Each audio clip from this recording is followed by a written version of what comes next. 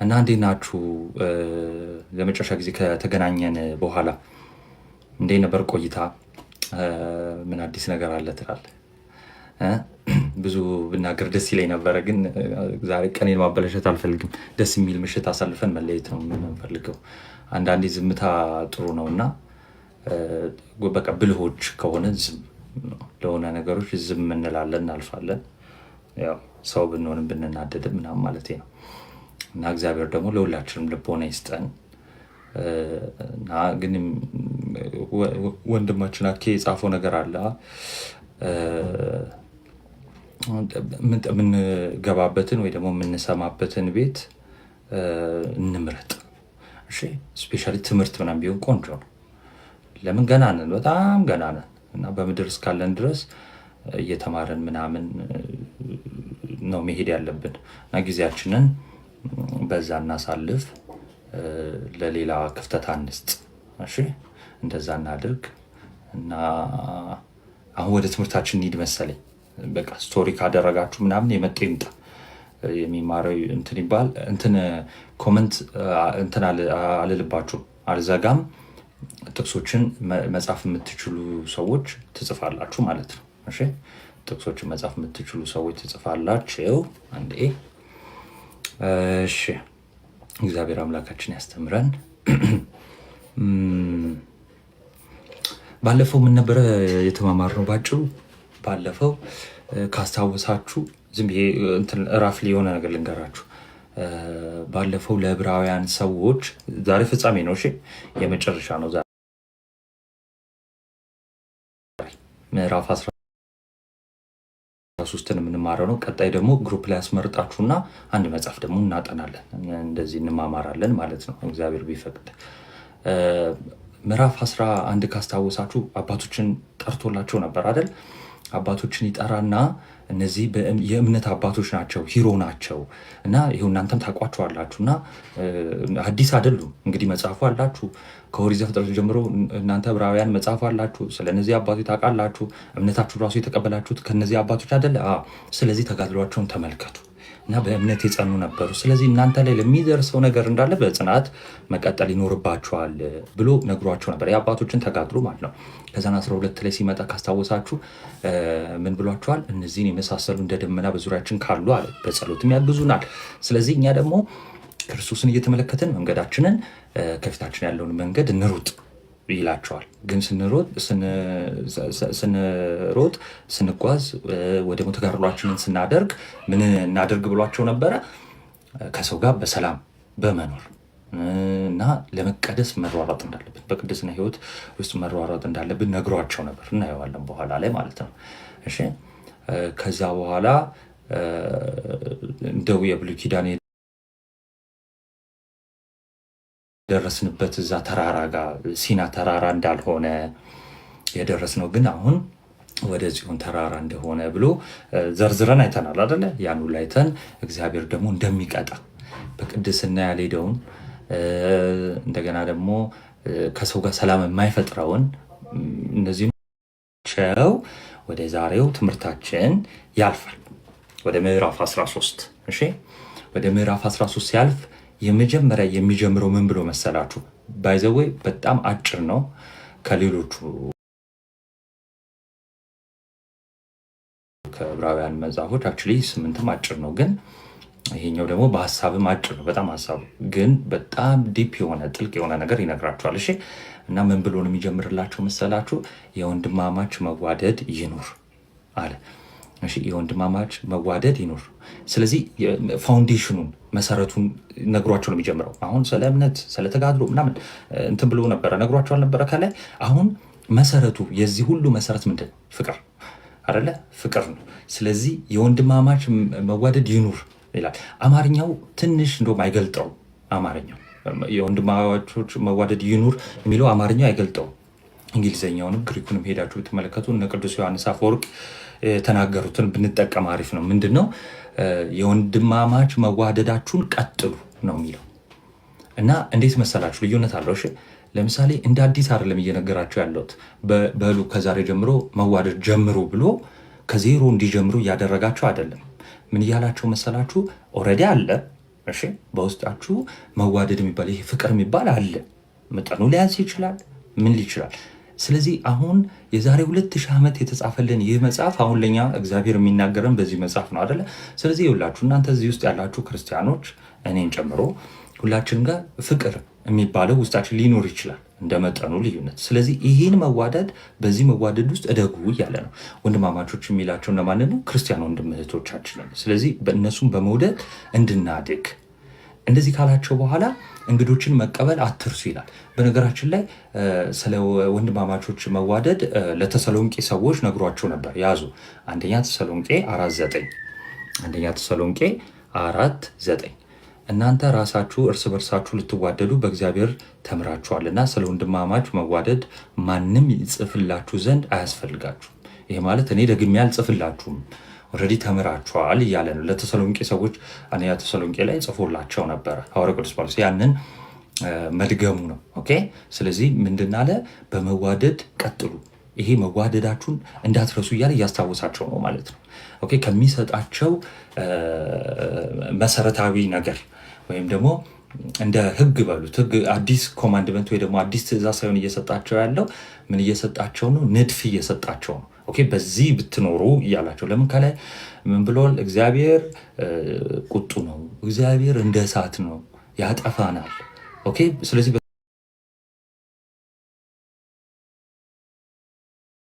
ነግራቸው የመጀመሪያ የሰጣቸው ንድፍ ወይ ደግሞ ኮማንድ ምንድን ነው? መዋደዳችሁን ምን በሉ ቀጥሉ።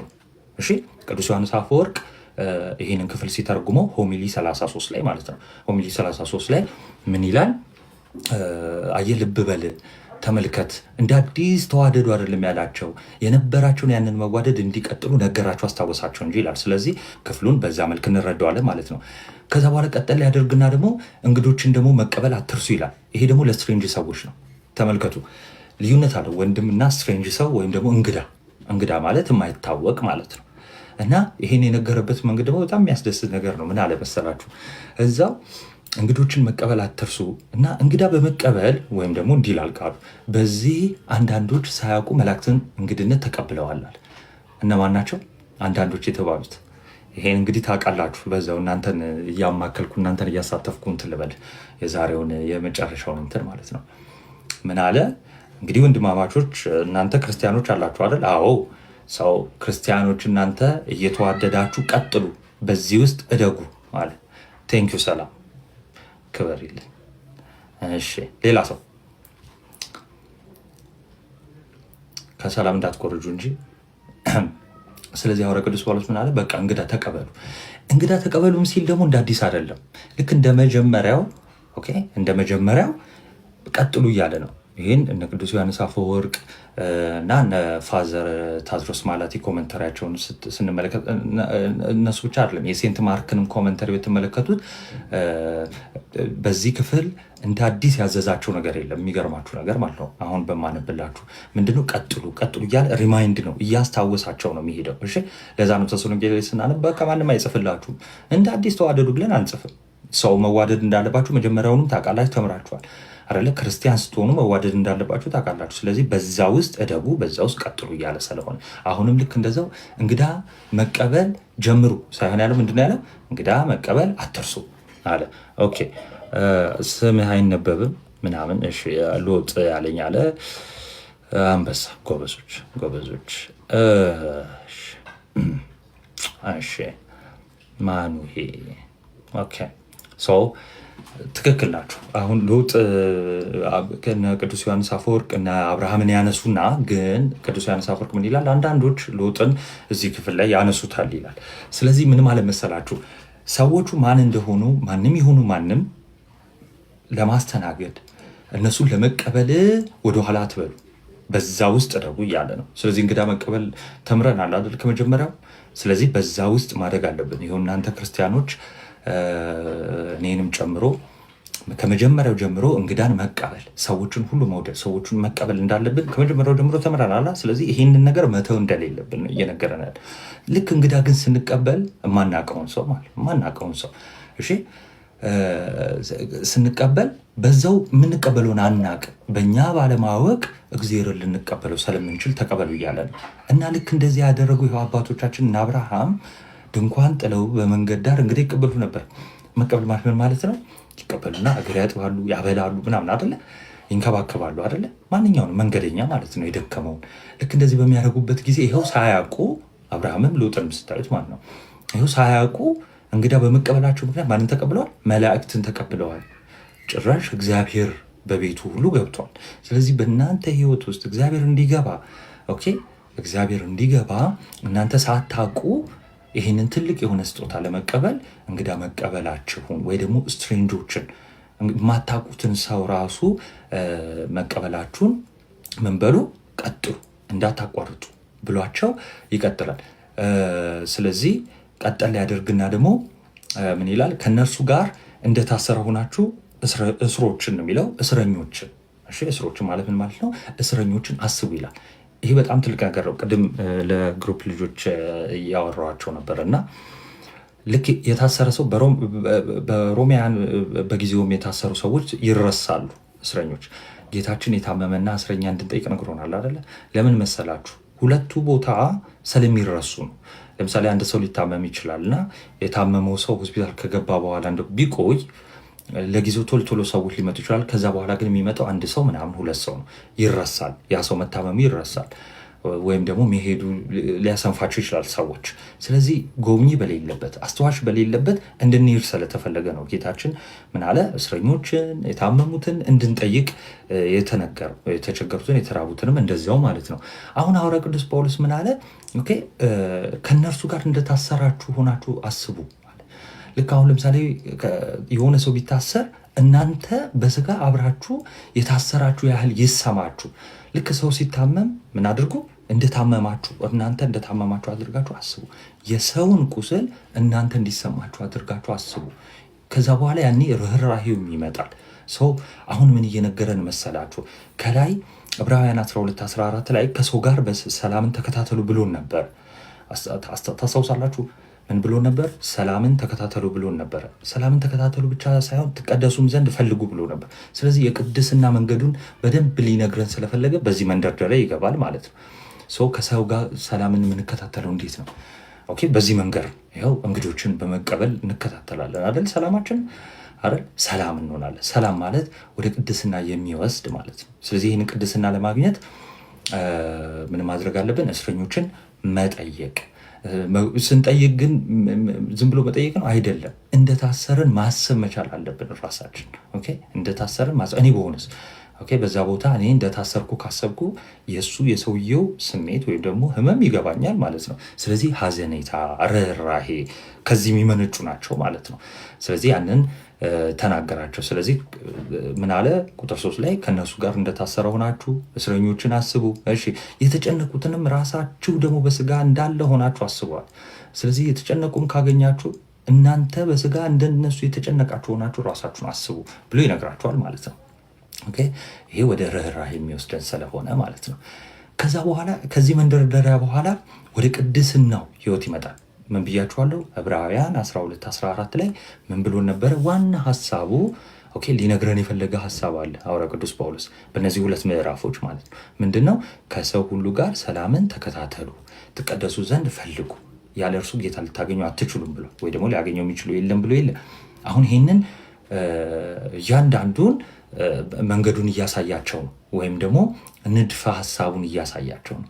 እና ያኔ ተነድፎ የተጻፈልን የሐዋርያው ቅዱስ ጳውሎስ መልእክት አሁን እኛን ምን ያደርገናል? ጋይድ ያደርገናል ማለት ነው። ይመራናል ማለት ነው። አሁን እንዴት ነው የሚመራን? ይኸው እስረኛ መጠየቅ እንዳለብን። እስረኛ ግን ስንጠይቅ ዝም ብሎ መጠየቅ ብቻ አይደለም። እስረኛውን እኛም እንደታሰረን በስጋ እንደታሰርን አድርገን መጠየቅ እንዳለብን ማለት ነው። ልክ እንዴት ነው ይሄ የሚሰራው? በነገራችን ላይ ለምሳሌ እናንተ ክርስቲያኖች እኔ ጨምሮ አንድ ቤተክርስቲያን ውስጥ ምንድነን? አንድ አካል ነን። ያ ማለት የክርስቶስ ስጋ ነን። ስለዚህ ሁላችንም ልክ አንደኛ ቆሮንቶስ ምዕራፍ 12 ላይ እንደሚናገረው ምንድነን? ብልቶች ነን አይደል? ስለዚህ አንዳችን ለአንዳችን መተሳሰብ እንዳለብን እንዲይዙ ስለፈለገ ነው። ዕብራውያን ሰዎች ምን እንዲሉ ስለፈለገ ነው? እንደዚህ አይነት ነገሮችን በደንብ በስጋ በደንብ እንዲያስቡ ስለተፈለገ ነው። አንድ ይቅርታ አላየሁትም ነበር። እሺ ቀጥል ናቲ። እሺ ስለዚህ ቴንክ ስለዚህ ራሳችን እዛው ቦታ ውስጥ ሆነን ያንን ህመም የነሱን ህመም ፊል እንድናደርገው እንድናስብ አደርገ። ስለዚህ እነዚህ ነገሮች ወዴት የሚመሩ ነው? የቅድስና ህይወት ወደ ቅድስና ህይወት የሚመሩ ነው። ይሄ ፋውንዴሽኑን ሲናገር ልክ እንዴት መሰላችሁ? ቤት ሲሰራ ካያችሁት መሰረት ነው የሚጣለው። ስለዚህ መሰረት ያስፈልገዋል። ልክ አንድ ቤት መሰረት ያስፈልገዋል። ያ መሰረት ጠንካራ መሆን አለበት አይደለ? ስለዚህ አሁን ሐዋርያው ቅዱስ ጳውሎስ በዚህ በ13 ምዕራፉ ላይ መሰረቱን አስቀድሞ የጀመረው። ስለዚህ የሁሉ መሰረት ምንድን ነው? ፍቅር። ስለዚህ ይሄ ፍቅር እንዴት ነው መሆን ያለበት? አንደኛ የወንድማማቾች ያዙ። አንደኛ የወንድማማች መዋደድ። እሺ ክርስቲያኖች በደንብ ልንዋደድ ይገባል። እና እንደ አዲስ አይደለም እየነገራቸው ያለው፣ እንዲቀጥሉ ነው እየነገራቸው ያለው። እሺ ያላቸውን ያንን መዋደድ ማለት ነው። ሁለተኛ ስትሬንጅ ሰዎች፣ እንግዶችን መውደድ፣ እንግዶችን ማቅረብ፣ እንግዶችን መቀበል። ኦኬ ስትሬንጅ ማለት የማይታወቁ ሰዎችን ማለት ነው። ኦኬ ቀጥል በለው ኮመንት። ኧረ እኔ እወድሃለሁ አኪዋ ታውቃለህ። እንደውም ይህን ጥያቄ ወደ አንተ ላዞረው መሰለኝ። ለምን ጠላኝ ይለኛል። ኤኒዌይስ ቀጥል ያድርግና ሐዋርያው ቅዱስ ጳውሎስ ምን ይላል? ሄረሲን መምታት ወይም ደግሞ የምንፍቅናን መምታት ይጀምራል። ከዛ በኋላ ማለት ነው በጊዜው አንዳንድ ፍልስፍናዎች ነበሩ፣ የግኖስቲክ ፍልስፍናዎች ነበሩ በጊዜው። እና ምን አይነት ፍልስፍናዎች ናቸው እነዚህ? ኦኬ ለብቻ እንትን ልበላችሁ። ኤኒዌይስ ባጭሩ ምንድነው የጋብቻንና መብል ላይ ያለ ስህተቶች ነበሩ። በክርስቲያን ዘንድ አይደለም፣ እሺ ከክርስትና ውጭ ያሉ ሀሳዊ መምህራን ነበሩ እና የክርስቲያንን ልብ ሁሌ እንትን የሚሉ ነበሩ፣ የሚያሳስቱ የሚያስተምሩ ማለት ነው። በደንብ ከስር ዝቅ ብሎ ስለሚመጣበት ኤኒዌይስ እሱን ምንፍቅናውን ለመምታት ምን ብሎ ይጀምራል? መጋባት በሁሉ ዘንድ ክቡር መኝታውም ንጹሕ ይሁን ብሎ ይጀምራል። ስለዚህ በዚህ አጋጣሚ መጋባት ወይም ደግሞ ጋብቻ የምንለው ነገር ክቡር ነው እና ደግሞ ንጹሕ ነው፣ ቅዱስ ነው ብሎ አውጆ ይጀምራል ማለት ነው። ለምን መሰላችሁ?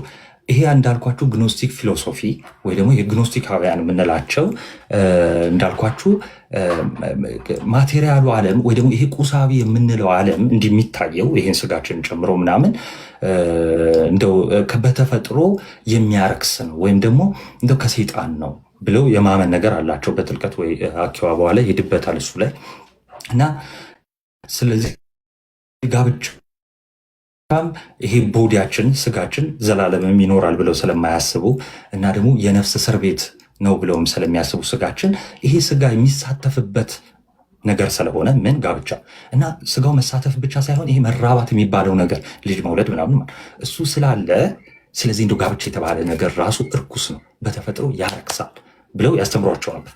ሰዎችን ያስተምሩ፣ የክርስቲያንን ልብ ያናውጡ ነበር እንዲህ እያስተማሩ። ልክ እነሱ እንደዚህ ሲሉ ቅዱስ ጳውሎስ እዚህ ጋር ኖ ጋብቻ ምንድነው? ክቡር ነው። የቅዱስ አትናቴዎስም ጋብቻና ድንግልና የድንግልና ህይወት ወይ ደግሞ የመላእክት ህይወት እንደሆነ፣ ጋብቻ ደግሞ ምድራዊ ቢሆንም እንዲ የተቀደሰ ነው ኃጢአት እንዳልሆነ ጽፎልን እናገኘዋለን። በአጭሩ ግን ያው ደግሞ ከሪዋርድ አንጻር ደግሞ በድንግልና የሚኖረው ሰው ብዙ ፈተናዎችን አልፎ እና ታላቅ የሆነ ፍሬ ለማፍራት ተጋላይ ስለሚያደርገው ልዩነት ይኖረዋል የፍሬ። ለምሳሌ አንድ ሰው 30 ሊያፈራ ይችላል፣ 60 ሊያፈራ ይችላል። ልክ እንደዛ ማለት ነው። እና ከምድራዊ የሚለየው እንደው ከሪዋርድ ከሽልማታችን አንጻር እንጂ ሁለቱም የተቀደሱ እንደሆኑ ይናገራል። ኢቭን መጋባትም ቅዱስ እንደሆነ ማለት ነው። እነ ቅዱስ ዮሐንስ አፈወርቅም እንደዛው ማለት ነው። ስለዚህ ምን ብሎ ጀመረ ሐዋርያው ቅዱስ ጳውሎስ? መጋባት ምንድነው? ክቡር ነው። እና ክቡር ብቻ አይደለም መኝታውም ንጹሕ ነው። ግን እናንተ በዚህ ትምህርት ጸንታችሁ ቆዩ። እንዴት ነው ጸንታችሁ ቆዩ ያላቸው? ይኸው መጋባት ክቡር እንደሆነ፣ እሺ ክቡር እንደሆነ እና ደግሞ መኝታው ንጹሕ እንደሆነ ቀጥሉ። መኝታውን ንጹሕ የማያደርገው የሚያረክሰው ነገር ምንድን ነው? እየጻፋችሁ ዝሙት። ለዛ ነው ቀጠል ያደርግና ሴሰኞችና አመንዝሮች ግን እግዚአብሔር ይፈርድባቸዋል።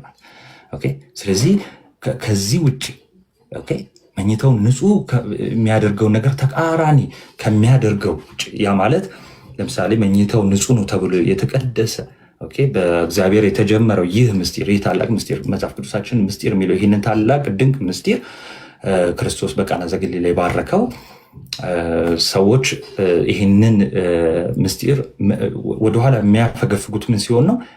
ሲያረክሱት ነው። እንዴት ነው የሚያረክሱት? በዝሙት በሴሰኝነት። ስለዚህ ምን አላቸው? ክቡር እንደሆነ ይቀጥል። ኦኬ እና ንጹህ እንደሆነ ይቀጥል። ንጹህ ነውና ንጹህ ሆናችሁ ቀጥሉ። ስለዚህ ከዝሙት ከሴሰኝነት ከዚህ ሁሉ ምን በሉ ራቁ እያላቸው ነው። አንድም ሄረሲውን ወይ ደግሞ ምንፍቅናውን እየመታ ነው። በዚህ ጊዜ ጋብቻ ርኩስ ነው የሚሉትን ሰዎች ምን እያላቸው ነው? እየመታ ስለሆነ ነው ይህን ትምህርታቸውን ማለት ነው። ለምን እንደሆነ ደግሞ ዝቅ ብሎ ይናገራል ማለት ነው። እንደውም ካስታወሳችሁ ይህንን የሚመስል ነገር ለዚሁ ለግኖስቲክ ፊሎሶፊ እንዳልኳችሁ ስለ ጋብቻ አንደኛ ጢሞቴዎስ 4:3 ላይ እነዚህ ውሸተኞች መጋባትን ይከለክላሉ ብሎ ተናግሯቸው ነበር ማለት ነው። መጋባት ክልክል ነው የሚሉ አስተምሮ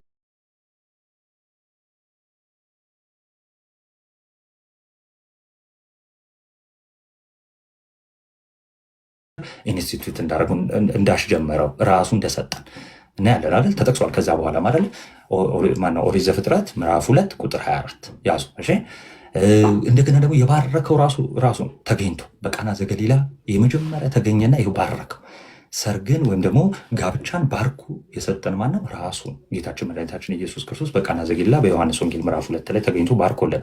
ከዛ በኋላ ደግሞ ዕብራውያን 13:4 አሁን የምናየው ክፍል ደግሞ ይኸው ክቡር ንጹህ እንደሆነ ደግሞ ይናገራል። ስለዚህ ኤፌሶን ላይ ስናይ ምስጢር ተብለዋል፣ እንደገና ንጹህ ተብለዋል። ስለዚህ ጋብቻ ምንድን ነው? ክቡር ነው። እሺ ቀጠል ያደርግና ግን በዚህ ህይወት ውስጥ አሁን ፒላር እየሰራ ነው የሚሄደው። ተመልከቱ። ፒራል ማለት ምን ማለት ነው? አምድ ወይ ደግሞ ምሰሶ እየሰራ ነው የሚሄደው። ምን ብያቸዋለሁ? ቤት ለመስራት መሰረት ያስፈልጋል። ፍቅር ብሏቸው ነግሯቸዋል። አሁን መሰረት ስታቆሙ አላቸው። አንደኛው መሰረት ኦኬ ከዝሙተኝነት ከሴሰኝነት መውጣት ነው። ከዛስ በተቀደሰ ጋብቻ መኖር እና በተቀደሰ ጋብቻ ሲኖር ግን ይሄ ሴሰኝነት ዝሙቱን ማስወገድ ነው። ካልተቻለ ግን ሌላ መጽሐፍ ላይ እንደሚነግረን ምን ማድረግ ነው?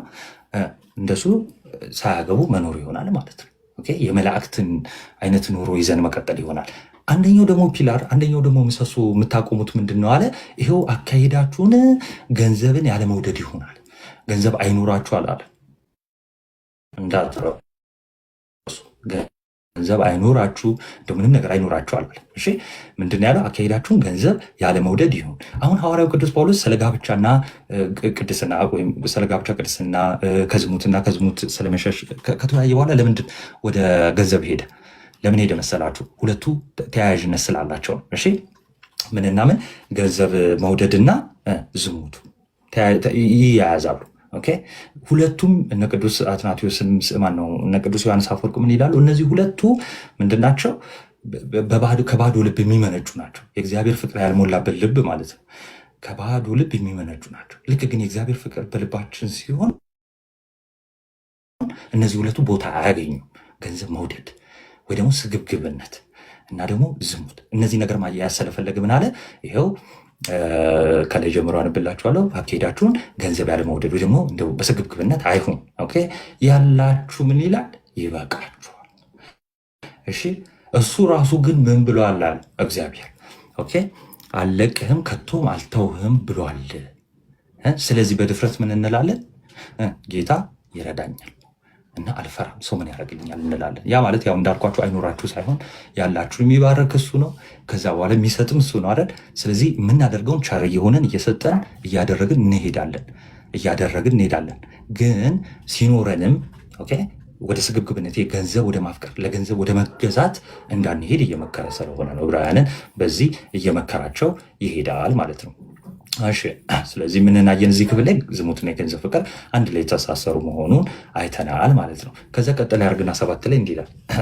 አኪዋ መናገር የምትፈልገው ነገር ካለ ዝም አላስብልህም። ሚዩት አንስተህ እንትን ማለት ትችላለህ። እሺ ቀጠለ ያድርግና 7 ላይ ምን ይላል? የእግዚአብሔርን ቃል የተናገሯችሁን ዋኖቻችሁን አስቡ ይላል። እሺ አስቡ፣ የኑሯቸውንም ፍሬ እየተመለከታችሁ በእምነታቸው ምሰሏቸው ይላል። እዚህ ጋር እንዳትረሱ ምን ይኸው የእግዚአብሔርን ቃል የተናገሯችሁን ዋኖቻችሁን ምን በሉ? አስቡ። ኦኬ አስቡ እና የኑሯቸውን ፍሬ ደግሞ ምን በሉ? 2 ተመልከቱ። እሺ 2 ሶስተኛ ደግሞ በእምነት ምሰሏቸው ይላል። 3 ነገር እንዳትረሱ። እሺ አንደኛ እነሱን አስቡ። እሺ ሁለተኛ ደግሞ ምንድነው? እየጻፋችሁ እሺ ኮመንት ላይ ልክ እንደዚህ ለምን አክቲቭ ሲሆን ጥሩ ነው። የኑሯቸውን ፍሬ ደግሞ እንመለከታለን። ሶስተኛው ደግሞ በእምነት ደግሞ እንመስላቸዋለን። እሺ በእምነት እንመስላቸዋለን። የኑሯቸውን ፍሬ ማለት ቅድስናቸውን፣ ህይወታቸውን ማለት ነው። እሺ ከዛ ደግሞ በእምነት ደግሞ አንደኛ እነሱ የሚያምኑትን ነው ማመን ያለብን አይደለ? እነሱ የሚያምኑትን ነው ማመን ያለብን። ሁለተኛ ነገር ደግሞ በእምነት ሲባል ልክ ቅዱስ ዮሐንስ አፈወርቅ እንደሚፈተው በመጽናት እሺ። አሁን ከላይ ምዕራፍ 11 ላይ ነግሮን የለ እምነታቸውን እና ተስፋ ሲያደርጉት የሚጠብቁት ነገር ነበር አይደለ? የሚጠብቁት ነገር ስላለ አይደል እንዴ እንደዛ ተጋድለው የሞቱት አይደል? እንጂ የሚጠብቁት ያንን ሰማያዊ ርስት ታላቅ የሆነን የእግዚአብሔር ስጦታ ተስፋ ባያደርጉ ኖሮ በመጠራጠር ቢሆን ኖሮ ይሄ ቅዱስ የምንለው ህይወት ራሱ አናገኝም ነበር ከነሱ። ስለዚህ በቅድስና የሆነ ህይወታቸው ራሱ በእምነት የሚገለጥ ነው። ኦኬ። ስለዚህ እምነት አለው የሚል በምን መገለጥ አለበት? በህይወት መገለጥ አለበት አይደል? ስለዚህ ይኸው በእምነታቸው ለመምሰል ህይወታቸውን ምን ማለት አለበት? ማየት አለበት። ስለዚህ እነዚህ አባቶች ጥርጣሬ የለባቸውም። ጥርጣሬ ስላችሁ እግዚአብሔር ላይ እሺ፣ እንደው የመንፍቅና ሀሳብ ጥያቄ ያስነሱ አልነበሩም። ይልቁንስ ግን ኦኬ ምድራዊ የሆነውን ሳይሆን ሰማያዊ የሆነውን ተስፋ በማድረግ በእምነት ተጋድለው ሞተዋል ብሎ ነግሮን የለ? አዎ፣ እነሱን ምን ማለት አለብን? መምሰል አለብን። ስለዚህ ልክ እነሱ እንደተጋደሉት እኛም መጋደል አለብን፣ መጽናት አለብን። ስለዚህ በእምነት ሲል ምን ማለት ነው?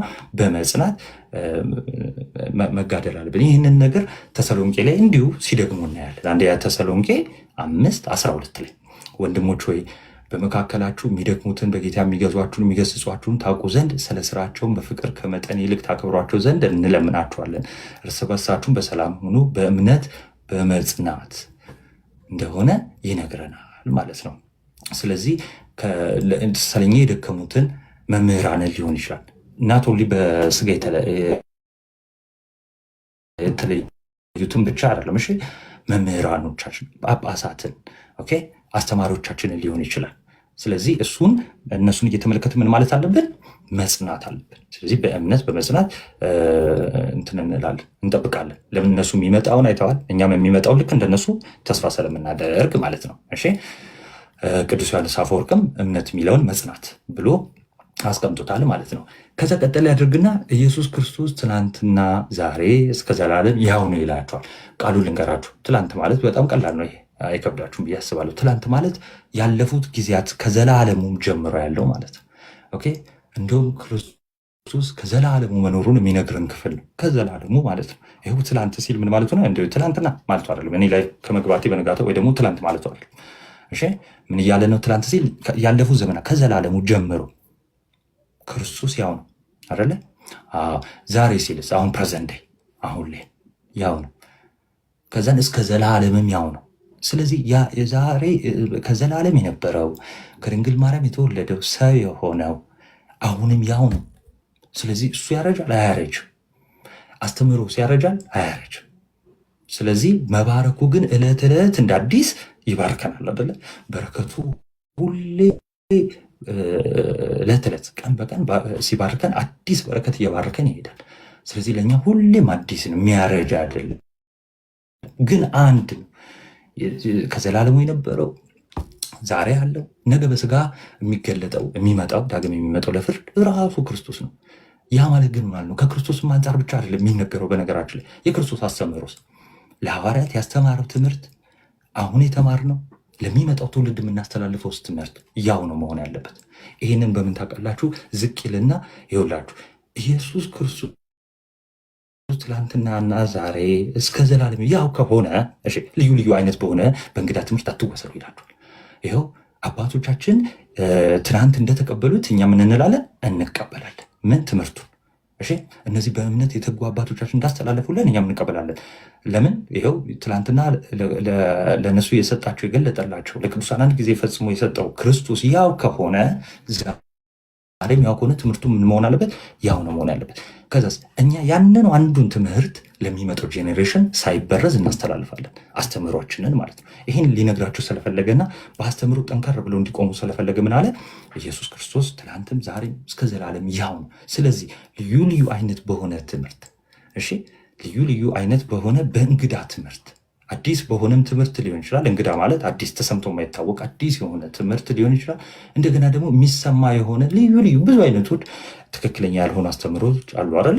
ልክ በሱ አትወሰዱ፣ አትሸከሙ፣ አትቀበሉ ማለት ነው። እነዚህን አትቀበሉ። ልባችሁ በጸጋ ቢጸና መልካም ነው እንጂ በመብል አይደለም ማለት። ልብ በሉ። ከላይ ስለ ጋብቻ የግኖስቲክን ፊሎሶፊ አንስቼላችሁ ነበር፣ ወይ ደግሞ ፍልስፍና ምንና ምንድን ነው። አሁን አጠቃለል አድርጌ ሁለቱን ልንገራችሁ ማለት ነው። የግኖስቲክ ፍልስፍና እንዳልኳችሁ ጋብቻን እርኩስ ነው ብለው ነው እንትን የሚሉት። ሁለተኛው ደግሞ ስጋ አይበሉ ይጾማሉ ምናምን፣ ግን እንግዲህ ከተሳሳትኩ አኪዮ ያርመኛል። ብቻ ስጋ አይበሉ ቬጅቴሪያን ናቸው እና ስጋን የማይበሉበት ምክንያት እንዳልኳችሁ ይሄ ማቴሪያሉ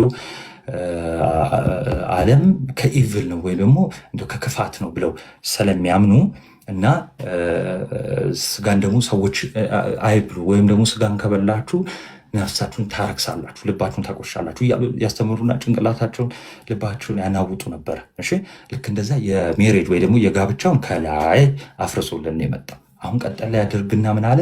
ልባችሁ በጸጋ ቢጸና መልካም ነው እንጂ በመብል አይደለም። ያ ማለት የግኖስቲክ አስተምሮ ወይ ደግሞ እንደዚህ አይነት አስተምሮች ይመጡና ምን ይላሉ? ስጋ ስለበላ ነፍስ ረክሳለች ወይ ደግሞ ልብህ ቆሽሿል ይላል አይደለ? ሐዋርያው ቅዱስ ጳውሎስ ምን ይላል?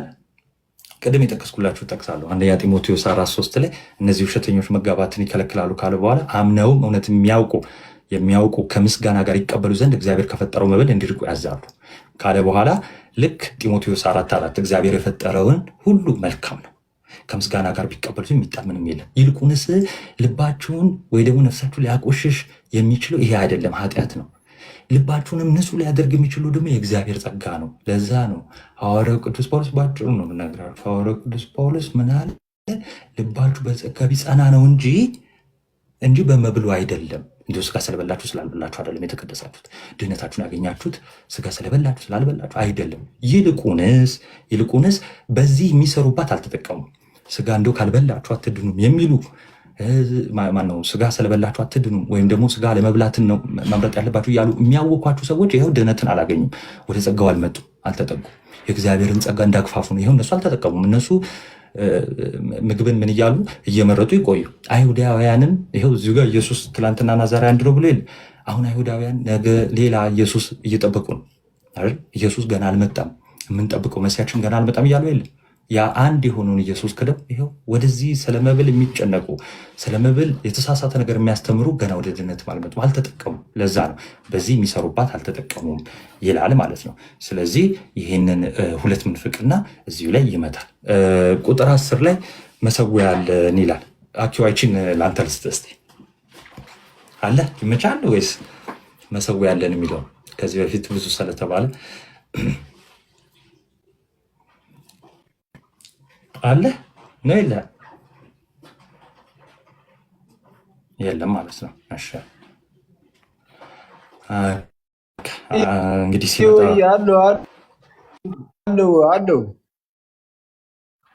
ይመቻል ወይስ ችግር የለም?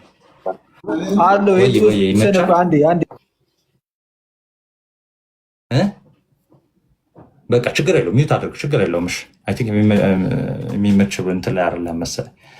እሺ ይሄ ብዙ ጊዜ ተሄዱበታል አይደለ? ሐዋርያው ቅዱስ ጳውሎስ ምን ይለናል? ቁጥር 10 ላይ መሰዊያ አለን አለ። ኦኬ መሰዊያ አለን፣ ከእርሱም ሊበሉ ድንኳኒቱን የሚያገለግሉ መብት የላቸውም ማለት። ድንኳኒቱ የተባሉት ሙሉ ዕብራውያንን ስናነብ ምን አይተናል? ድንኳኒቱ አገልጋዮች ወይ ያውቀዋል። እመለሳለሁ። አንድ ናት ተሳስቶ ነው መሰለኝ። ቆይ እሺ ለዛ ነው እመለሳለሁ።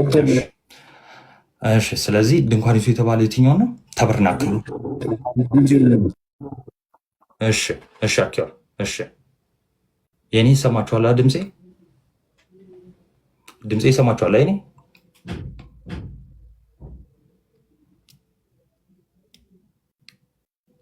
ጥሩ። ስለዚህ ድንኳኒቱ የተባለችው የትኛዋ ናት? ድንኳኒቱ የተባለችው የትኛዋ ናት? ተበርናክሉ አይደለ? ተበርናክሉ ታቦቱ ያለበት ማለት ነው፣ ወይ ደግሞ መቅደስ የምንለው ማለት ነው። መቅደስ የምንለው ስላችሁ የብሉይ ኪዳኑን ማለት ነው። የብሉይ ኪዳኑን ድንኳኒቱ የሚላት እሷን ነው። የአዲስ ኪዳን ነው አይደለም። ስለ አዲስ ኪዳን አሁን ስለምናየው ስለ ቤተ መቅደስ እየተወራ አይደለም።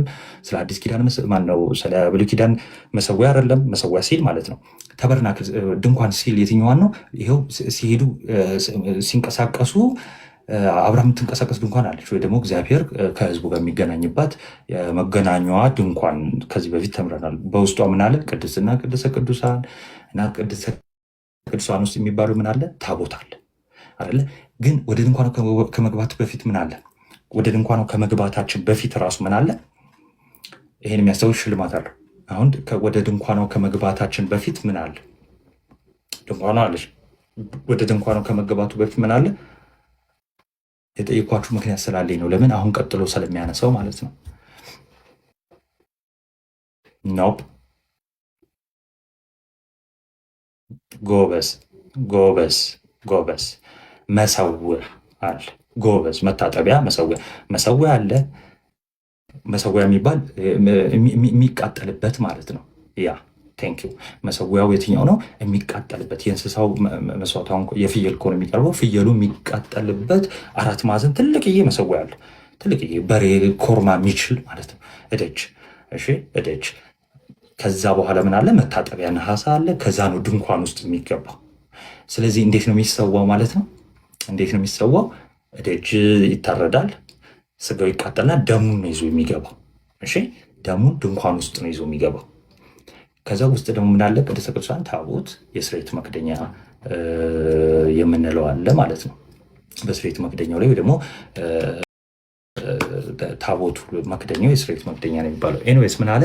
ስለዚህ ያንን ድንኳን የሚያገለግሉት እነማን ናቸው? ሌዋውያን ካህናት ወይ ደግሞ ምድራዊ የሆኑ ካህናት በሌዊ ነገድ ውስጥ ያሉ እነ አሮን እነ ዘካርያስን ጨምሮ ይቅርታ በጣም ስለዚህ ሌዋውያን ካህናት አላቸው። ይኸው መሰዊያ አለን ከእርሱም ሊበሏል። ስለዚህ የእኛ መሰዊያ ምንድን ነው? የእኛ መሰዊያ ምንድን ነው? ታቦታው አሁን ታቦት የምንለው ማለት ነው። እሺ አሁን የኢየሱስ ክርስቶስ ታቦት። ስለዚህ ሁሉም ታቦት ምንድን ነው? የኢየሱስ ክርስቶስ ነው። ስለዚህ አሁን ስጋና ደሙ የሚፈተትበት ቅዱስ ጠረጴዛ፣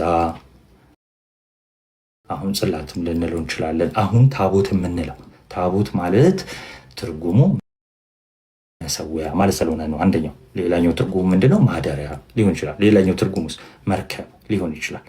አሁን አንዳንድ ፕሮቴስታንቶች ይመጡና እናንተ ጋር እንዲህም ታቦት በአዲስ ኪዳን የለም፣ ይኸው መሰዊያ አለን ነው የሚለው እና መሰዊያ አለን ብቻ ብሎ እንደውም አይዘጋውም። ምንድን ነው የሚለው? ከዚህ አሁን መሰዊያ አለን ካልኳችሁ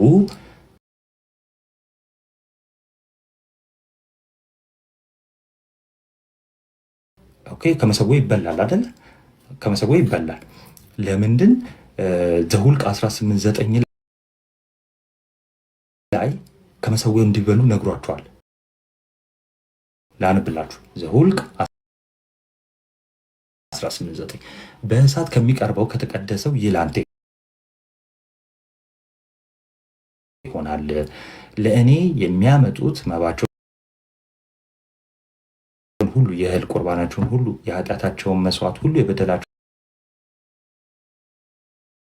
መስዋዕት ሁሉ ለአንተ ለልጆችም የተቀደሰ ይሆናል። በተቀደሰ ስፍራ ምን በለው ብለው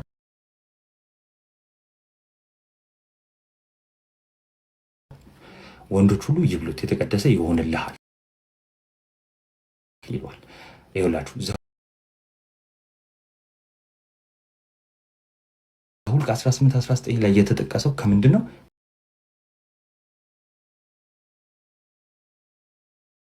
ከመሰዊያው የሚበሉት ይሄው የተቃጠለው ልድገምላችሁ፣ በእሳት ከሚቀርበው። ስለዚህ ያ የተቃጠለው ምን ላይ የሚቃጠለው? መሰዊያ ላይ አይደል? ከመሰዊያ ይበላል። አሁንም ከመሰዊያ እንበላለን። ከመሰዊያ ምንድን ነው የምንበላው? ጻፉልኝ። ከመሰዊያ ስጋና ደሙ የምንበላው አይደለ? በካህኑ በኩል ስጋና ደሙን እንበላለን። እንኳን አገልጋይ ነው እንዴ? አይደለም፣ የአዲስ ኪዳኑ ነው። አሁን የብሉይ ኪዳን ድንኳን የሚያገለግሉት የሌዊ ካህናት ከዚህ ስጋና ደም ሊበሉ በቃ ስልጣኑ አልተሰጣቸው፣ መብቱ የላቸው እና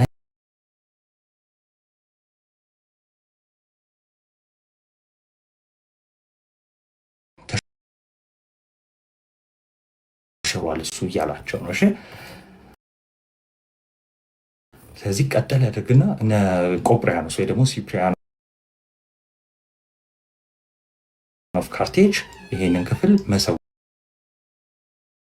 እንደሆነ እና መስዋዕት የሚቀርብበት መሰዊያ እንደሆነ ይናገራሉ ማለት ነው። ቅዱስ አትናቴዎስ ደግሞ መብላት የሚችለው አሁን ቄሱን ጨምሮ እኛ ነን ይላል።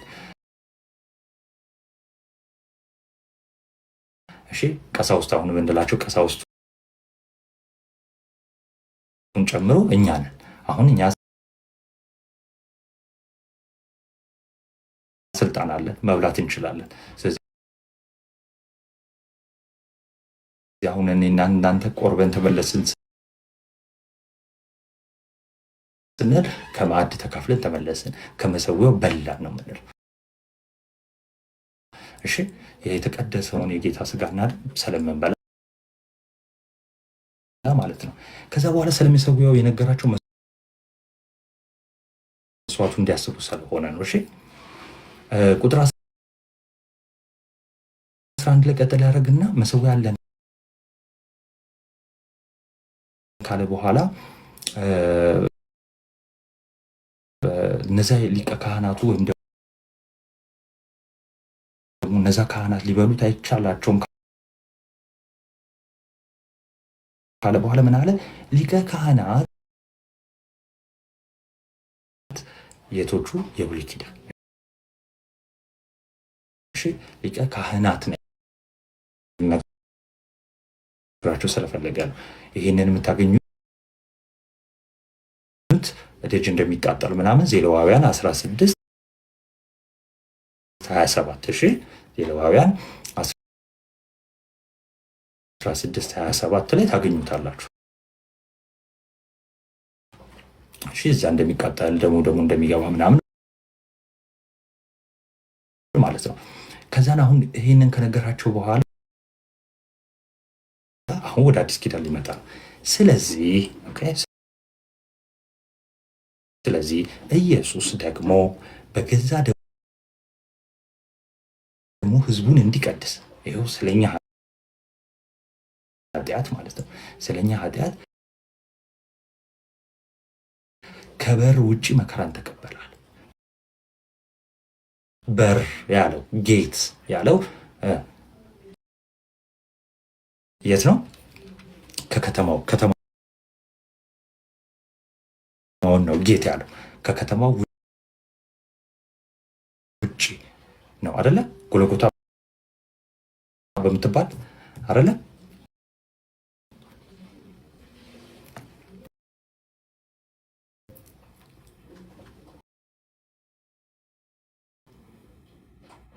አለ አይደለ?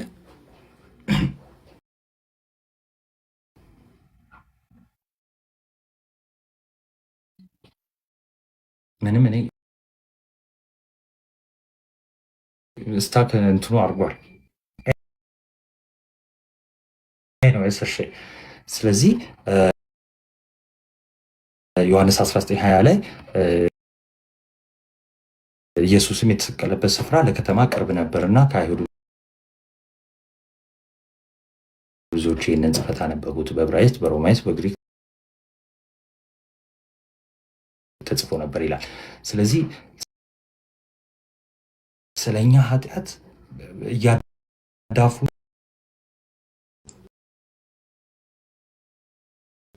ስለዚህ አሁን ምድራዊ የምጠብቁት ነገር የለም። ሁሉ ነገር ሰማያዊ ነው የምንጠብቀው። ስለዚህ ከከተማ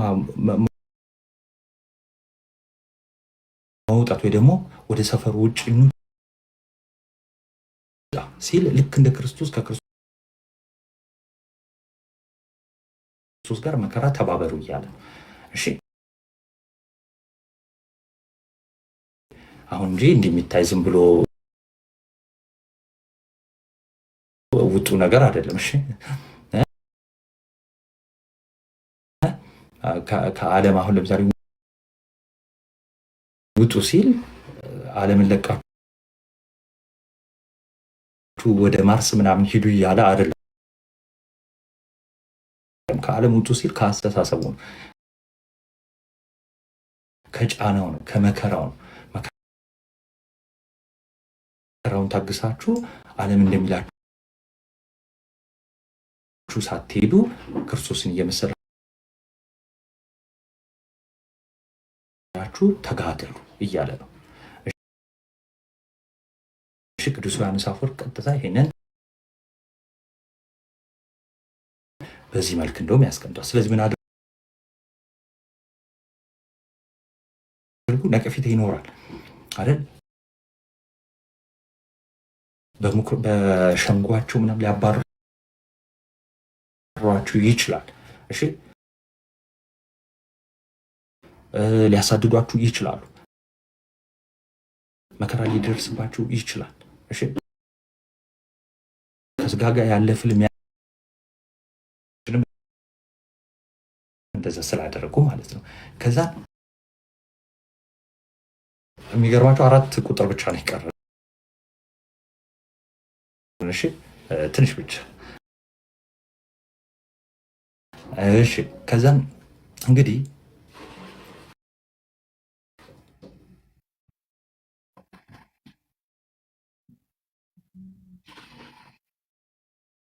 በ5 ደቂቃ ላይ ዘገን ምናምን የሚል እንትን መቶልኝ ነው ወይስ ከተዘጋ አሳየው። እሺ ይሰማል ድምጼ? አይ ነው እንትን መቶልኝ ነው። በ5 ደቂቃ ምናምን ብሎ ይቆጥራል። እንትን የሆነ ፐዝል አድርጋልኝና ግን ከላይ እንደዚህ። እሺ ቶሎ ቶሎ ልሂድ። እንግዲህ ዘወትር ለእግዚአብሔር የምስጋና መስዋዕት ማለት ለስሙ የሚመሰክሩ የከንፈር ፍሬ በእርሱ እናቅርብለት። ስለዚህ በክርስቶስ ሆነ። እሺ በክርስቶስ ሆነን መስዋዕታችን የሚሰምረው ምን በክርስቶስ ነው። እሺ ስለዚህ በክርስቶስ ሆነን ይሄው ክርስቶስ ለምሳሌ ክርስቶስ ከተማው ከጌቱ ከዛ ከኢየሩሳሌም ውጪ ሲሰቅሉት ታዞ ነው አይደል? ለሞት የታዘዘ ሆነ አይደል? መከራን ተቀበለ አይደል? ታዞ ነው አይደል? መታዘዝን ፈጽሟል አይደል? ዕብራውያን ላይ ያተናል። ስለዚህ እናንተ የምትታዘዙ ከሆነ ከክርስቶስ ጋር አንድ ትሆናላችሁ። እሺ አንድ ከሆናችሁ እንግዲህ አንድ በመሆን ነገር ግን መልካም ማድረግ ለሌሎችም ማካፈል ግን አትርሱ፣ ባዶ እንዳይቀር ከቃል ያለፈ ተግባር አድርጉ እያለ አሁን ለምሳሌ የከንፈር ፍሬ ካለ ተግባር አይደለም፣ እንትን አይደለም። ይሄ በእጃችን የምናደርገው ተግባራት ወይ ደግሞ ጉድ ወርክ የምንለው ወይ ደግሞ መንፈሳዊ ስራ የምንለው እሱ አይደለም። እሺ ይህን ታላቅ የሆነ መስዋዕት ስታቀርቡ አብሮ ምን ይኖረው? መንፈሳዊ ህይወት ይኖር ወይ ደግሞ መንፈሳዊ ፍሬ አፍሩ። ለምሳሌ ለሌሎች አካፍሉ ያላችሁ። ኦኬ ገንዘብ ሊሆን ይችላል፣ ምግብ ሊሆን ይችላል፣ ልብስ ሊሆን ይችላል። ይሄንን ካላደረጋችሁ ባዶ ነው የሚቀረው። የላይኛው ቃል ብቻ ይሆናል። እግዚአብሔር ስም የተመሰገነ እንለዋለን እንጂ ባዶ ነው የሚሆነው። ፍሬ አልባ ነው የሚሆነው። ኦኬ ፍሬ አልባ ይሆናል ማለት ነው። ግን የምንመሰክርለት ሁሌ ዕለት ዕለት ስሙን የምንመሰክርለት የምስጋና መስዋዕት የምናቀርብለት ከሆነ አብሮ ምን መኖር አለበት አለ? መልካም ማድረግ አለብን። ለሌሎች ማካፈል አለብን። እሺ እንዲህ ያለው መስዋዕት። ስለዚህ አሁን የምናቀርበው መስዋዕት ምንድነው? ምስጋና። እንዲህ ያለውን ምስጋና ከምን ጋር የሆነ ከመልካምነትና ከአድራጎት ጋር የሆነ ምስጋና መስዋዕት ምን ይላል? እግዚአብሔርን ደስ ያሰኛል ይላል ቁጥር 16 ላይ። ቁጥር 16 ላይ እንደዚህ አይነት መስዋዕት ነው እግዚአብሔር የሚወድ ይላል። አሁን 17 ላይ ስለ መልካም ስለማድረግ እና እንደገና ስለ መስዋዕታቸው ከነገራቸው በኋላ ከዛ በኋላ እንዴት ነው ከኮሚኒቲው ጋር ደግሞ መኖር ያለባቸው የሚለውን ሲነግራቸው ምን ይላል? ለዋኖቻችሁ ታዘዙ፣ ተገዙ ይላል። ዋኖቻችሁ የሚለው እነማንን ነው? ምን ይላሉ? ስለ እናንተ የተጋሉ ምን እያሉ እየጸለዩ ይተጋሉ። እናንተን መስመር ለማስያዝ ይተጋሉ። ኦኬ። ስለዚህ እናንተም ደግሞ ታዘዙ ይላቸውና መታዘዝን ግን በምን እንዲያዩ ይነግራቸዋል መሰላችሁ? በጭቆና አይደለም፣ በፍቅር። እሺ፣ በፍቅር እንደሆነ ይነግራቸዋል። እንዴት? ለምሳሌ አንዱ ጨቋኝ ሌላው ተጨቋኝ ከሆኑ ለምሳሌ ጳጳሳቱ አሁን ያሉን ብፁዓን ጳጳሳት ለምሳሌ ለነሱ ታዘዙ ተብለናል። እንዲጨቁኑን ወይ ደግሞ እነሱን ጨቋኝ አድርጎ እንዳልሆነ እዛው ዝቅ ብሎ ጸልዩልኝ ይላቸዋል። ስለዚህ ያላቸውን ሪሌሽን በጸሎት እንዲያደርጉት እና በፍቅር በመከባበር እንዲያደርጉት በዛውም ይነግራቸዋል።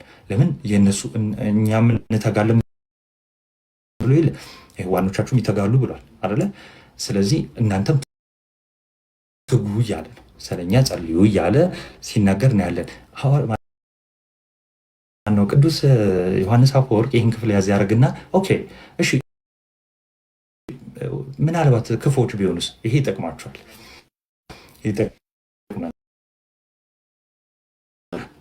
ክፎች ቢሆኑስ? እስቲ ተሳተፉ። ለምሳሌ የሚመሩን መሪዎቻችን ክፉ ቢሆኑስ? ክፉ ማለት ምን ማለት ነው? እንግዲህ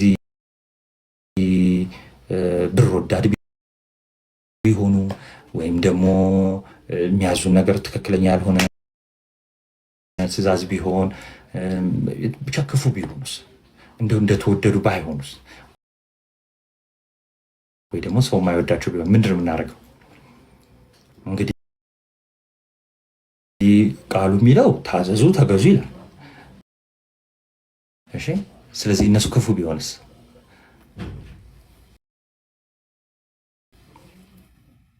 ትክክል። አዎ፣ ለነሱ እንጸልያለን። ምን ታደርጋላችሁ ሳይሆን መታዘዙን እንዴት እናደርገዋለን? ታዘዙ ብሎን የለ ይሄ ለዋኖቻችሁ ለመመር ምናምን ታዘዙ ተገዙም ብሏል። መታዘዝ ብቻ እና እንደ ስራቸው አታርጓል። ስለዚህ የሚናገሩት ነገር አለ። ለምሳሌ ቀለል ላድርግላችሁ።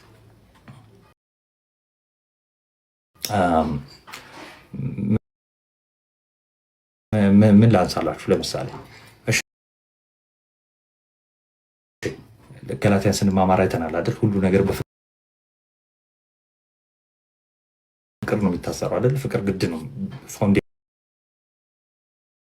ነው ብለናል። ለምሳሌ አለ ክርስቶስ ሲነግረን ደስ የሚል ቃል ነው በነገራችን ላይ እና ጻፉት ፈሪሳውያን ይናገራሉ ግን አያረጉትም ማለት። ስለዚህ እናንተ ደግሞ የሚናገሩትን ያዙ እንጂ የሚያረጉትን አትያዙዋል። እሺ ለምሳሌ ፍቅር የላቸው ግን ምን ይላሉ? ሌቦች ናቸው። በጣም ሌቦች ናቸው። ለምሳሌ በገንዘብም በምንም ይሰርቃሉ አይደል? ገንዘብ የቀረጥ ምናምን በሚለው ራሱ ማለት ነው። አሁን ቀረጥ መሰብሰብ ወይ ደግሞ ሌብነት ጥሩ እንዳልሆነ ይነግሯቸዋል። አትስረቁ ብሎ ይነግሯቸዋል። እናንተ ክርስቶስ ያለው አትስረቁ የሚለውን ያዙና ጠብቁት። እነሱ ግን አያደርጉትም፣ ይሰርቃሉ። ስለዚህ እናንተ ምኑን ነው ማየት ያለባችሁ? ተግባራቸውን ወይ ደግሞ ያለመታዘዛቸውን ሳይሆን የተናገሩትን ቃል ትይዛላችሁ። ለምን? ኦቶሪቲ አላቸው። ስለዚህ አሁን ጳጳሳቱ ብፁዓን ጳጳሳት ሊሆን ይችላል የተለየ ነገር ቢያደርጉ ግን ደግሞ እኛ ጋር አትስረቅ ቢለን እነሱ ያደረጉትን ሳይሆን እኛ ማድረግ ያለብን የተናገሩትን ነው። ስለዚህ መገዛት ከምን አንጻር ነው? ከተግባራቸው እምነትስ ያኔ እንዳትቀበል ርቀህ ሂድ ነው የሚል ቅዱስ ዮሐንስ አፈወርቅ ሆሚሊ 33 ሙሉ ስታነቡ ይህን ክፍል ሲያብራሩ እንደዛ እምነት ላይ ቀልድ የለም። እምነት ማለት ምን ማለት ነው? አስተምህሮ ላይ ቀልድ የለም። ርቀን ነው የምንሄደው። መገዛት አይጠበቅብን። አስተምህሮ ላይ ስህተት ካለባቸው ግን ተግባር ላይ ሊሳሳቱ ይችላሉ። ኦቶሪቲው ግን ስላላቸው እንገዛለን፣ እንታዘዛለን። ይሄ መምህራኖቻችንን ማክበር ያለብንን ነገር በዚህ ይጠቁማቸዋል። ስለዚህ ማቴዎስ 23:2 አንብቡ። ከዛ በኋላ እንዳልኳችሁ የመገዛት ይሄ ማን ነው የመጨቆንና አንዱ የመጨቆን ነገር እንዳልሆነ በምን ይነግራችኋል? ጸልዩልኝ በነገር ሁሉ በመልካም እንድንኖር ወደን በመልካም ሕሊና እንዳለን ተርተናል። ይልቁንም ፈጥኜ እንድመለስ ወደ እናንተ እንድመጣ አልመጣም፣ መልእክትን የላከላችሁ እንድመጣ ይህን ታደርጉ ዘንድ አጥብቄ እለምናችኋለሁ ይላል። ስለዚህ እኔም ጸሎት ያስፈልገኛል ልክ እናንተ ጸሎት እንደሚያስፈልጋችሁ ብሎ በምእመኑና በመሪዎቹ መካከል ያለውን ነገር ይነግራቸዋል። ስለዚህ ያን ያህል ይሄ ጭቆና ነገር እንዳይሰማን ይነግረናል። አሁን 320 ምናምን አለ እንግዲህ የቅዱስ ጳውሎስን ይባርካቸዋል እና ይህንን በትምህርት አይደለም ምንም አማረው።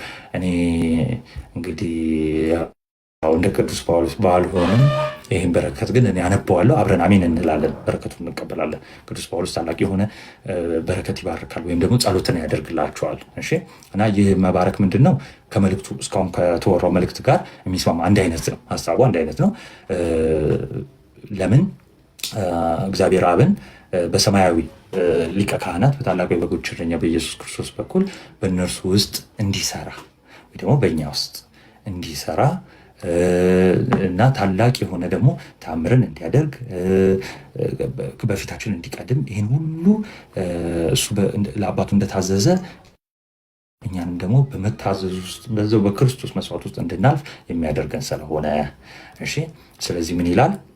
ቁጥር አልጠቅስም፣ ጨርሰናል ዕብራውያንን። አሁን የቅዱስ ጳውሎስ ጸሎት አለ። በዘላለም ኪዳን ደም ለበጎች ትልቅ እረኛ የሆነው ጌታችን ኢየሱስን ከሙታን ያወጣው የሰላም አምላክ በኢየሱስ ክርስቶስ በኩል በፊቱ ደስ የሚያሰኘውን በእናንተ እያደረገ ፈቃዱን ታረጉ ዘንድ በመልካም ስራ ሁሉ ፍጹማን ያደርጋችሁ። አሜን አሜን። ስለዚህ ፈቃዱን እንድናረግ በመልካም ስራ ደግሞ ፍጹማን እንድንሆን እጁን እንግዲህ እሱ ያሳርፍሽ። ለእርሱ እስከ ዘላለም ድረስ ክብር ይሁን አሜን። ወንድሞች ሆይ የምክርን ቃል እንድትታገሱ መክራችኋለሁ፣ በጥቂት ቃል ጽፌላችኋለሁ ይላል። በረከቱ ይደርብን። የአምላካችን ስም የተመሰገነ ይሁን። ይሄ በጣም ትልቅ ጸሎት ነው። እሺ ስለዚህ ዝርሽ እንዴት ነህ? ስለዚህ በመልካም እንድንጋደል ታላቅ ጸሎት ቅዱስ ጳውሎስ የጸለየው ነው። የዕብራውያን መልእክት ይሄን ይመስላል። እናንተ ሰዎች በጣም አጭር ነው፣ ለእኔ በጣም አጭር ነበረና ደስ ይላል። አንቡት ምናምን እና አንድ ሁለት ሰው ምናምን ልቀበል። አቡሻም አለ እዝረሽ ና ገባ እስቲ ዘምርልን ወይ ኧረ ዝርሽ ጠፋ እኮ እሷም ኔትወርክ ግን ቀይ አብርቷል። ኔትወርክ ታውቃላችሁ? ይሰማል ግን እናቱ ሻፒስ ነው አንድ ግን ይሰማል ድምጼ ትንሽ ታይም እየጠበቀ ይሰማል። እስቲ አሁን አውራ። አይ ፒስ ነው አሁን አይ ቲንክ ሙሉማ ተሰምተናል። ከተሰማችሁ አሁን ከዚህ በኋላ ችግር የለውም እና ምን ላድርገው? ከኢትዮጵያ በጣም አረንጓዴ ሆነ። በቃ ከተሰማችሁ እሰየው፣ ደስ ይላል። እንዴት ናችሁ? ካካ አቡሻ እዝርሽ እንኳን ደህና መጣችሁ።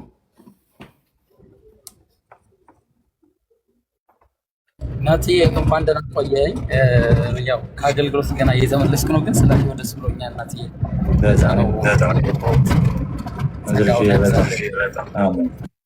አሜን። እዝርሽ አገልግሎት ቆንጆ ነበር።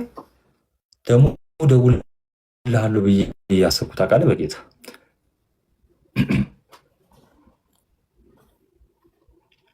ኦኬ።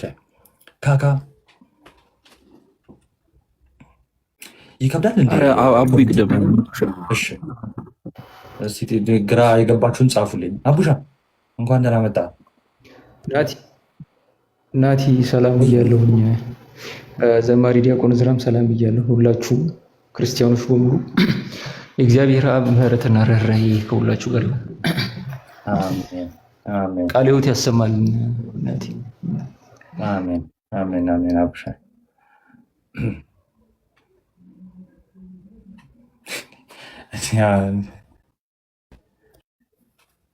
ማንን ነው? አሮን ዘኪዳኒኪ ማንን ነው? እኔን ነው? አዎ በልኝ እስቲ። እንዴት ነበር? ከእዝርሽ ጋር አብሮ ታድቦ ነው የመጣው መሰለኝ። በዚህ ድምፅ ዝማሬ ለቅጣት ትባል ግራ ገብቶኝ ነው። ኔትወርክ ገባ በጣም ስሎ ስለሚያደርገው በዝማሬ መልክ ነው እንደ የሰማው ጸደይ እኮ ነው በዚህ በእንደዛ ምን ሰው እና እንዴት ኮንክሉድ እናደርገው ይቻላል። ሀሳብ ካለ መጨመር ትችላለህ። እኔ ጨረስኩ በቃ። አይ ቲንክ ኮንክሉድ ከተደረገ ሙሉን ማለት ዕብራውያን ሙሉን አትሊስት ፖይንቶቹን ብቻ መክተን ብቻ ማለፍ ይቻላል። ሶ ከዕብራውያን አንድ እንጀምራለን ማለት በአጠቃላይ ዕብራውያን መልእክቱ ምንድን ነው? ምን አስበን ነበር መሰለህ ካካ ባለፈው ስገባ አሁን ዛሬ 13ን እንትን አድርገን የለ በዚህ ሳምንት ማለት ነው አንዱን ቀን እንትን በሉና እንትን በሉ አለ፣ ጨርሱት አለ ማለት ሙሉ ፖይንት እንዳልከው ምን ይመስላል? እንደዛም ቀን ሰርተን ማለት ነው እንትን እንዳይሆን ለኮንክሉዥኑ ብቻ አንድ ቀን ይህ በጣም ምርጥ ነው እንትን እንዳይላቸው ማለት ነው። በቃ ክሊር እንዲሆን እሱ ስላለ ነው። እንደው አይሻልም? ከነገ ወዲያ ነገ እንትን አድርግና ከነገ ወዲያ ምንድን ነው ቀን? ሐሙስ ጸድይ ሐሙስ አንተም ተዘጋጅ፣ ወንድሞቹም ይኖራሉ አክቹዋሊ። ስለዚህ ሐሙስ እንገባና እንዳልከው እስቲ የሆነ እንትን ምናምን ከቻልክ አዘጋጅ እስቲ ትንሽ ነፍስ ስለምን ነው እንደ ፓወርፖይንት ነገር ምናምን እንደ ፒዲኤፍ ነው። ቆይ በውስጥ ላውራ ወይም እንደዛ አዘጋጅ። ዋንን ፖይንቱን ብቻ አዘጋጅና ከዛ ነገ ምናምን እንልቀቅላቸው። ከዛን እሱን አንብበው በቃ ሐሙስ ዘጋን። ኔክስት ዊክ አዲስ መጽሐፍ ነው የምንጀምረው። አዲስ መጽሐፍ ማለት ወይ ቆሮንቶስን ወይ ሮሜን፣ ማቴዎስ፣ ዮሐንስም ሊሆን ይችላል። ብቻ አንዱን አስመርጫችሁ እንትን እንላለን። መልክተር ቢሆን ቆንጆ ነው። በእንትን ነው በእንግሊዝኛ ነው መቼ ይሁን አንተ ደስ እንዳለ። እኔም ሮሜ ነው ያስታውቁት፣ ሮሜ እንድናጠና ነበር። አንተ ደስ እንዳለ በአማርኛም በእንግሊዝኛም እንትን ስለምለው ችግር የለውም። በአማርኛ አደርገዋለሁ። ፒስ በቃ አንድ ላይ እንትን እንለዋለን ወይ ይቻላል። እሺ ናቱሽ አይ ቲንክ አቡ የሚለው ነገር ካለ ይቀጥል። አቡ የምትለው ነገር አለ? ምን ዕብራውያን መልእክትን በተመለከተ አረ ኦልሞስት ምንም የምለው ነገር የለም። አክቹዋሊ ግን በጀመርከው ነገር ላይ ነው ትንሽ አስተያየት መስጠት የምፈልገው። ምንድነው እሱ ቅዱስ ጀሮም እንደሚናገረው ኢግኖራንስ ኦፍ ስክሪፕቸር ኢስ ኢግኖራንስ ኦፍ ክራይስት፣ የመጽሐፍ ቅዱስ እውቀት አልብነት የክርስቶስን አለማወቅም ጭምር ነው ተብሎ ይነገራልና በጣም ምቹ አጋጣሚን የፈጠርክላቸው ዊዛውት ኤኒ ፔይመንት ዊዛውት ኤኒ ምቹ አጋጣሚ ምቹ የመጽሐፍ ቅዱስ እውቀታቸውን ማንም ሰው እንደዚህ አሁን በሚቀጥለው ላይፋችሁ ላይ ወደ አፖሎጄቲክስ ምናምን መግባት የምትፈልጉ ወይም ደግሞ ወደ ሌሎች ነገሮች መሰረቱ መጽሐፍ ቅዱስ ስለሆነ ነው የሁሉም ነገር። ሬቨሌሽን የሚባለው ቢብሊካል ሬቨሌሽን የሚባለው መጀመሪያ ይሄ ነው። ሌሎቹ በሙሉ እንደ ሰከንደሪ ናቸው የሚታዩትና የእግዚአብሔር መገለጥ ፕራይመሪሊ የተቀመጠው በመጽሐፍ ቅዱስ ውስጥ ነውና መጽሐፍ ቅዱስን ማወቅ በተለይ ኒው ቴስትመንትን በደንብ ማወቅ ስፔሻሊ የቅዱስ ጳውሎስን መልእክታት በደንብ ማወቅ በነገረ ድነት ላይ በነገረ ክርስቶስ ላይ በነገረ እግዚአብሔር ላይ ኃጢአት ምንድነው? ውድቀት ምንድነው? የክርስቶስ መስዋዕትነት ለምን አስፈለገ? ሞት በሰው ልጅ ላይ ምንድነው? ሞት ተሻረ ሲባል እነዚህ ሁሉ ነገሮች የክርስትና ኮርነር ስቶር የሚባሉ ነገሮች ናቸው። እነዚህ ነገሮች ማለት በተለይ የዕብራውያን መልእክት ብዙ ነገርን ጠቅልሎ የያዘ ነውና ሙሉ ሴሽኑ ላይ የነበሩ ሰዎች እንደው ተመልሰው ሌሎች መጽሐፍትን የገላትያን መልእክት ቢያነብሰው አሲዩሚንግ ዕብራውያን መልእክትን ማለት ነው ብዙ ነገርን ያቀልልለታል። አሲዩም አድርገህ ለምሳሌ የዕብራውያን መልእክትን ቀድመ መጀመር ነው የሚገርመኝ እንትን ነው የሚሆነው። ሌሎች መልእክታትን ምናምን ስታነብ በተለይ ወንጌላትን ምናምን ስታነብ ምንድነው ሊተላለፍ የፈለገው የሚለውን ነገር በጣም በቀላሉ አሰ ፕሪ ኮንዲሽን ነገሮችን እያመቻቸልህ ነው የሚሄደው። መጽሐፍ ቅዱስና አዲስ ኪዳን በህይወት ዘመናችሁ ሁሉ እንግዲህ ይሄንንም እኛን የዘመናት መጨረሻ የደረሰብንን ሊገስጸን ተጻፈ ይላል ቅዱስ ጳውሎስ ሲናገር። የተጻፈው ነገር በሙሉ እንዲነበብ ስለሆነ የተጻፈው ፕሊዝ። እና ደግሞ እንደዚህ አይነት ኮመንተሪዎች ማብራሪያዎች ምናምን ሲኖሩ ኦንላይን ላይ ሰው በተለያየ መንገድ ጊዜውን ያጠፋል፣ ቲክቶክ ላይ በጣም በሚያሳዝን ሁኔታ። ነገር ግን እንደዚህ አይነት ነገሮች ሲኖሩ ምናምን በደንብ እድሉን መጠቀም መቻል ደስ ይለኛል። እኔ ከሌሎች ነገሮች እንደውም ወንድሞቻችን እንደዚህ ቲክቶክ ላይ እንደዚህ ትምህርት የሚያስተምሩ ሰዎች መጽሐፍ ቅዱስ ጥናት ቢጀምሩ ለህዝቡ በጣም ጠቃሚ የሚሆኑ እሱ ነው እና እግዚአብሔር ይርዳህ ነው የምልህ። እናመሰግናለን በጣም አሜን። አቡሻ ትክክል። ስፔሻሊ እኔ አሁን እንትን ብርሃን እኔ አሁን ያው ትምህርት ስለጨረሰን እንደ ኢንተርቪው ላድርገው እንትን በጣም የምወድ ሁሉም ይወደዳል፣ መጽሐፍት ሁሉም በጣም ይወደዳል። ለእኔ ግን ብባል ገላትያና ዕብራውያን በጣም ለእኔ በጣም ደስ ይለኛል። ሮሜም ምናምን በቃ አንዱም አይጣልም፣ አላወዳድርም። ግን የመጀመሪያ ብከፍት ደስ የሚለኝ ለምሳሌ እነዚህ ነው ሁለቱም፣ ስፔሻሊ ዕብራውያን እና ጸሐፊው ገና ስንጀምር ተነጋግረን ነበር አይደለ? ጸሐፊው ገላትያንም እንግዲህ አስተምሬያለሁ ሳይሆን ተማምረናል እና የዕብራውያን ጸሐፊ ያልታወቀበት ምክንያት ደስ ይላል። በቃ በዚህ ወይ እና ይሄን የመሰለ መጽሐፍ አያነቡም ነበር። ይኸውላችሁ ገላትያ ላይም ተማምረናል፣ ዕብራውያን ላይም ተማምረናል። ትልቁ የአይሁዳውያን ችግር የክርስቶስ የመስቀሉ ጠላት የሆኑት ለምንድን እንደነበር ታውቃላችሁ? እንደ ክርስቶስ ንጹሕ ስለሆነ ምናምን አይደል፣ ሕግን መተው ስላለባቸው ነው። እነሱን መጣ እና ይሄ አባቶቻቸውን ልማድ እንዲተዉ ነገራቸው፣ ለአይሁዳውያን ማለት ነው። ገሰጻቸው፣ ተቆጣቸው ኦኬ ህግን አልሻረም፣ ህግን ፈጽሟል። ሁሉንም ህግ እሱ ግን ህግን ሲፈጽም አጽንቶላቸው ያለፈው እንዳለ ሆኖ ይሄ ሌዋውያን የሚባለው ሌዋውያን በኩል የተሰጣቸው የሶሻል ሎ የሚባለው ማህበረሰቡ የሚተዳደርበት ህግ ለምሳሌ መውገር ምናምን፣ እንደገና መስዋዕት፣ የመንጻት ምናምን እንደዚህ ተዋለው። በቃ ይሄ አይጠቅምም። ለዛ ነው ሐዋርያትንም ከዛ በኋላ የሚያሳድዷቸው። ለዛ ነው ገላትያ ላይ ካስታወሳችሁ እኔ መገረዝን ብሰብክ ኖሮ ለምን ያሳድዱኛል አለ። እሺ መገረዝን ብሰብክ ኖሮማ አያሳድዱኝም፣ እንደውም ወዳጃቸው ነኝ ሐዋርያ ቅዱስ ጳውሎስ ያለው። እና የሚገርማችሁ ነገር የነ ቅዱስ ጳውሎስ የሐዋርያት እንትን አስተምሯቸው ወይም ደግሞ ይሄ ከለራቸው ይታወቃል፣ ወዛቸው ይታወቃል። እና የቅዱስ ጳውሎስ ደግሞ በጣም ለየት ይላል፣ ከሌላው ለየት ይላል። እና ያውቁታል፣ ህግ ላይ ያለውን አቋም ያውቁታል።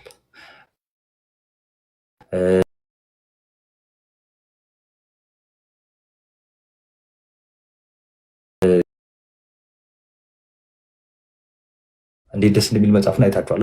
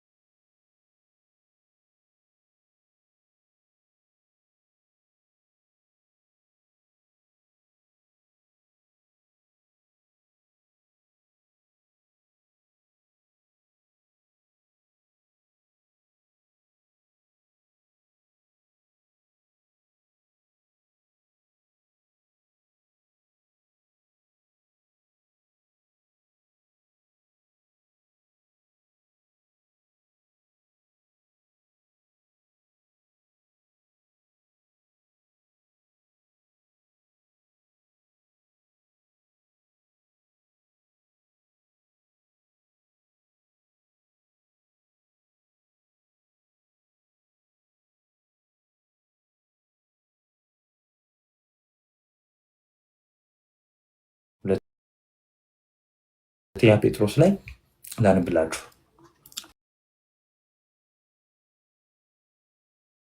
ምዕራፍ 1:7 ላይ ከዘረዘረ በኋላ እግዚአብሔርን በመምሰል የወንድማማችን መዋደድ በወንድማማችን መዋደድ ደግሞ ፍቅርን ጨምሩ ይላል። ይህን ሁሉ አድርጉ፣ ይህን ብታደርጉ ወደ እግዚአብሔር መንግስት መግባት በሙላት ይሰጣችኋል። ስለዚህ ይህን በሙላት የምናገኘው እነዚህን ሁሉ ስናደርግ እንደሆነ ይኸው ዕብራውያንም ይነግረናል፣ መጽሐፍ ቅዱስ ይነግረናል። ሰው መልስ መመለስ እንድንችል ስለሚያደርገን ዕብራውያንን አንብቡ። እሺ እና እኛ ምን እንከለሳለን? እንደዛ አድርጉ። ስለነበረን ቆይታ አምላካችን የተመሰገነ ይሁን። ጥያቄ በቃ እንዳልኳችሁ እንደዛ ሰነባበት መሰለኝ። አቡሻ እስቲ ዘምርልን እስቲ አንድ መዝሙር። ትልቁ ላይ ነው ማድረገው እኔ ከዘመረ የሚመች ቦታ ነህ? አዎ፣ ግን ምንም ዝግጅት የለኝም። ያው እሺ፣ ያው የዕብራውያን መልእክትን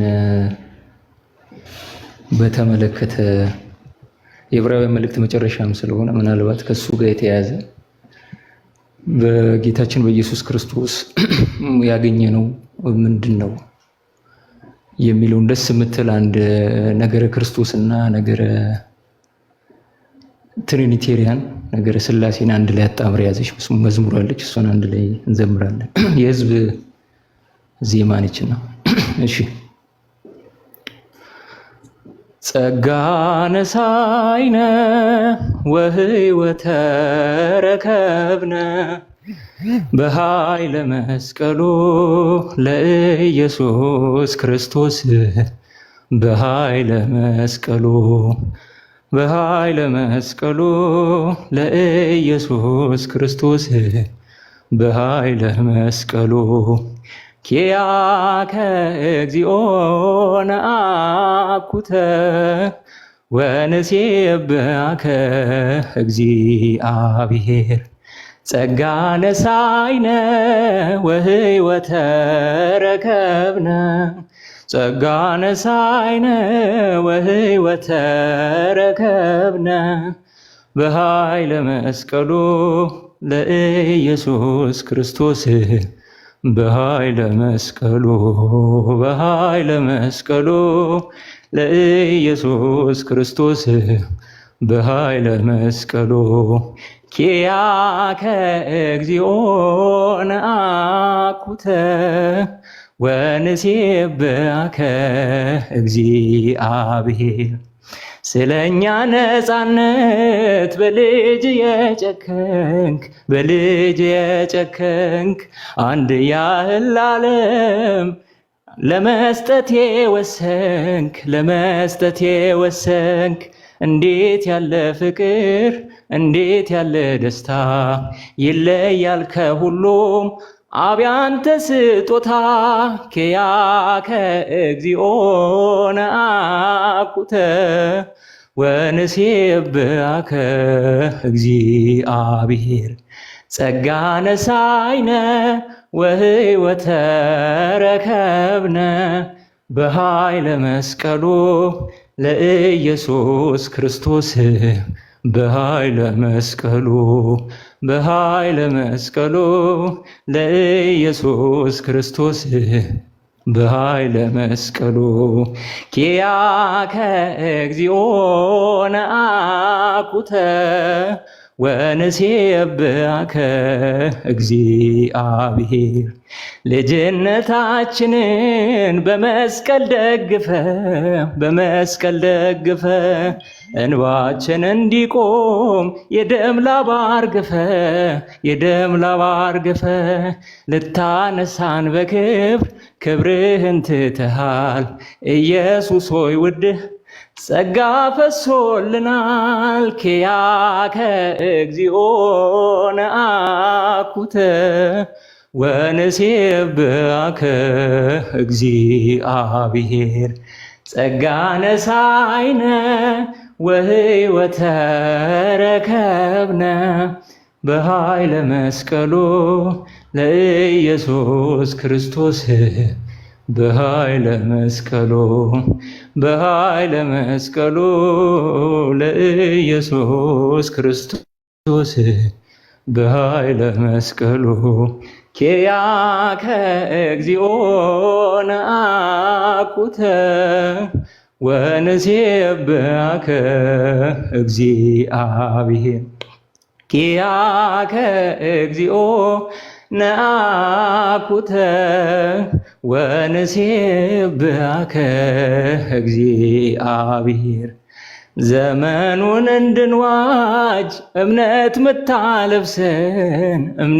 ምታለብሰን ዘመኑን እንድንዋጅ እምነት ምታለብሰን ክፉን እንድናፈርስ ቃል ምታስታጥቀን በነፍሳችን ራስ ቅባት ፈሰሰ መንፈስ ቅዱስ ኃይል ምድሪቱን ወረሰ ኪያከ እግዚኦ ነአኩተ ወንሴብሐከ እግዚአብሔር ጸጋ ነሳይነ ወህይወተ ረከብነ በኃይለ መስቀሉ ለኢየሱስ ክርስቶስ በኃይለ መስቀሉ በኃይለ መስቀሉ ለኢየሱስ ክርስቶስ በኃይለ መስቀሉ ኪያከ እግዚኦ ነአኩተ ወነሴብሐከ እግዚአብሔር ክብር ለሥላሴ ክብር ለገናናው ክብር ለገናናው በአንድነት ሦስትነት ጸንቶ የሚኖረው እንደ ብዙ ውኆች ምስጋናው ይፈሳል በዘላለም ዜማው ዙፋኑ ተከቧል።